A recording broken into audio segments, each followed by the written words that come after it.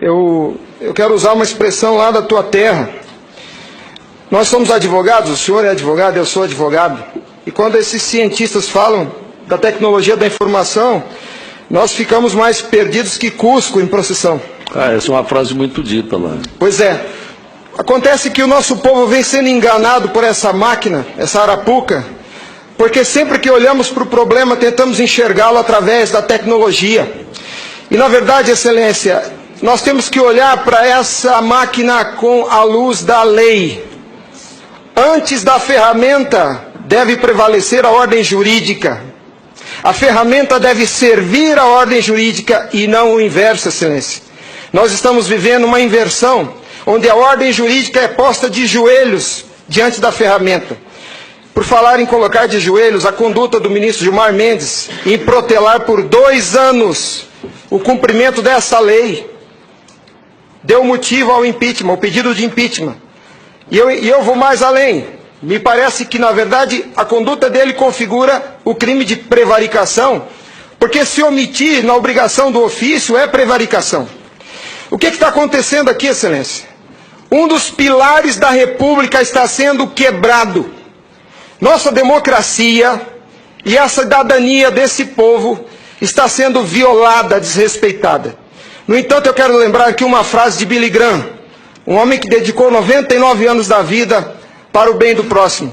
Ele dizia: a coragem é contagiosa, e o senhor está vendo aqui só alguns dos corajosos que se levantaram. Há uma onda gigantesca sendo levantada nesse país, um tsunami que vem em direção a Brasília. Os cidadãos estão indignados. O Tribunal Superior Eleitoral não pode recusar o cumprimento à lei. Se fosse uma ordem judicial, o senhor, Excelência, não teria o direito de cumpri-la parceladamente. É uma lei, não tem vício de forma, nem de iniciativa, nem de conteúdo. Vou ao ponto. Fala-se muito da máquina, eu quero falar do ato jurídico. O senhor, como advogado, entende bem desse assunto. Somente o exercício do voto é secreto para garantir ao cidadão a liberdade de escolha. O ato seguinte, porque o processo eleitoral é feito de etapas, o ato seguinte é um ato administrativo.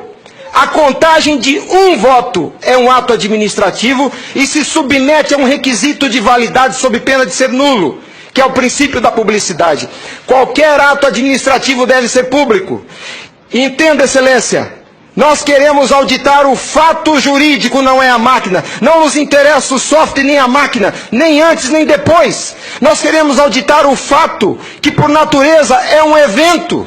O evento se perde, por isso a necessidade de dar corpo físico ao fato da contagem do voto, para que se conheça, para que se cumpra o princípio da publicidade, porque a publicidade é erga omnes, é para todos os cidadãos, não é só para o eleitor que olha no visor. Essa contagem do voto deve ser feita para que todos os cidadãos tenham a oportunidade de fiscalizá-la. E não é a contagem de milhões de votos, é a contagem de um voto, de cada voto é um ato administrativo. E será nulo se não for público. Há vários princípios constitucionais que vêm sendo quebrados desde que essa arapuca foi inventada lá em 97. A cidadania, a publicidade, a moralidade, a legalidade e a própria república. Porque nós, cidadãos, não temos sido respeitados na nossa escolha. Nossa escolha só será respeitada se ela for retratada no corpo físico da impressão para cumprir o princípio da publicidade. O voto, o exercício do voto é secreto, mas a contagem deve ser pública. E qual que é a artimanha da urna? Ela estende o segredo do exercício até a última etapa. E o sagrado BU, eu vou usar uma expressão de alguém, eu não lembro quem é o proprietário dessa frase. A seita do santo byte tem no altar o BU. O BU não prova nada, Excelência. Quando o BU é imprimido, já houve a contagem dos votos em segredo. A fraude já aconteceu, porque cada voto contado deve ser público. O BU informa ao senhor, Excelência, o total. Nem no condomínio onde eu moro não aceitaria uma eleição assim. Imagine, Excelência, se eu fosse candidato a síndico, colhesse a urna e fosse contar dentro do meu apartamento e voltasse e comunicasse aos condôminos. Aqui está o resultado, eu fui eleito. O BU é a prova da fraude, Excelência. O BU é a prova da fraude. Doutora Simone, apesar de muito jovem, foi minha professora na faculdade. Ela é talvez a cabeça mais qualificada nesse Senado para rezar esse discurso, para dizer o que é um ato administrativo. Gostaria que ela estivesse aqui. O que acontece? Nós estamos sofrendo uma violação dos princípios republicanos, dos princípios constitucionais e principalmente, excelência, da cidadania, porque nossa cidadania só existe na medida em que nosso voto seja respeitado, porque ele é o instrumento do exercício da cidadania, porque através deles elegemos os nossos escolhidos. E a nossa eleição, a nossa escolha tem sido apurada em segredo, e o fato se perde. Por isso que os adeptos da seita do Santo Bart dizem que nunca há fraude. Porque quando se procurar o fato dentro da máquina, ele já não está mais lá, ele está no BU. E o BU só tem o total da contagem dos votos, excelência. Nós precisamos olhar para esse problema sobre a ótica da lei. Sobre a ótica da lei. Nós não podemos continuar aceitando esse engodo. E a lei que os senhores votaram, com uma representação maciça da outorga popular, só os senhores têm legitimidade para representar o povo brasileiro. Só os senhores. Os ministros da Justiça não têm essa legitimidade. Eles estão usurpando dos senhores as suas competências. Eles estão colocando esse Congresso Nacional de joelhos, porque estão se recusando a cumprir a lei. Eles estão, excelência, eles estão cometendo abuso de autoridade. Abuso.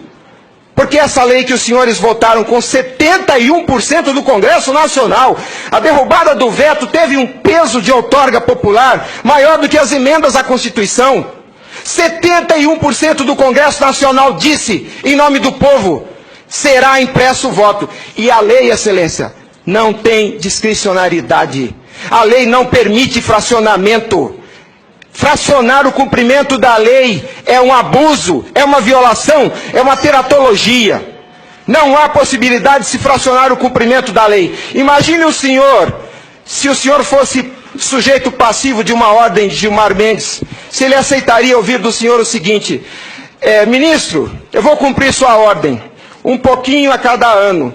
Até 2050, Gilmar Mendes, eu termino de cumprir a sua ordem. Imagina que ele aceitasse isso do senhor. A lei não tem discricionariedade. Não é possível cumpri-la pela metade. Em resumo é isso, excelência. E por fim, o direito dos senhores, a sua autoridade como representantes do povo está sendo vilipendiada. E por quem? Vou dizer mais. Não é por juízes. Os ministros, quando sentam na cadeira do Tribunal Superior Eleitoral para administrar esse serviço público, que é a eleição é um serviço público, não é jurisdição, não é um ato jurisdicional. Quando eles lá, sentados em seus gabinetes, estão administrando o processo eleitoral, são administradores sujeitos aos princípios constitucionais, como qualquer agente do Executivo. A hibridez da Justiça Eleitoral tem confundido o povo. Mas a competência se dá, a função se dá em razão do cargo, não do indivíduo. Quando eles estão se desincumbindo do processo eleitoral, estão executando ato administrativo, não são juízes. E vejam o absurdo, excelência, um administrador público que por acaso usa toga, se arvoca o poder de desrespeitar a lei que os senhores votaram. Nossa república está à beira do abismo. Se os senhores não se colocarem em pé e defenderem a sua legitimidade da outorga e aceitarem esse abuso de autoridade, acabou a república, excelência. Acabou a cidadania. Então nós somos escravos. Nós seremos escravos se a nossa escolha e a lei que os senhores votaram não for respeitada. Obrigado.